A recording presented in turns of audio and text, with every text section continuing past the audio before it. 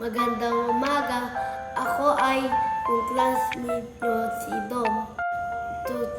Tuturuan ko kayo kung paano gamitin ang sight words sa pangungusap. Handa na ba kayo? Kung handa ka na kayo, tara na! Ang unang salita ay isa. Tara na with Dom. Isa ay si Popo, ang alaga naming aso.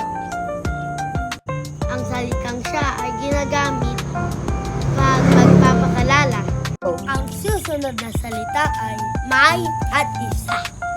Go. May Christmas tree at isa lang. Go. Ang nasusunod na salita ay luma.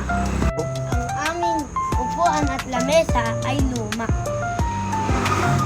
Sa labas. Go. Ang susunod na salita ay bago. Go. Ang aming bahay ay bago.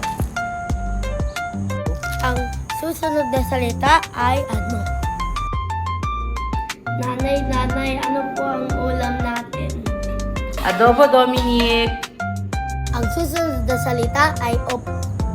Dominic, magwalis ka. Go. Opo na, nagwawalis na. Ang salitang opo ay paggalang sa matatanda. Ang susunod na salita ay sabi. Ngayon, sabi ni nanay, magwalis na. Ang susunod na salita ay mga.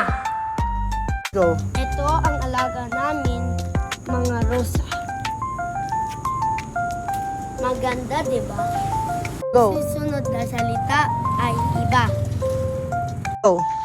Iba-iba ang kulay ng aming mga rosa.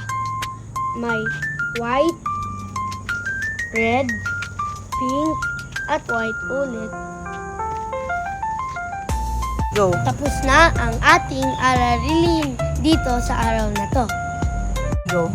Sana kayo ay may maraming natutunan. Go. Ayun lamang po. Salamat!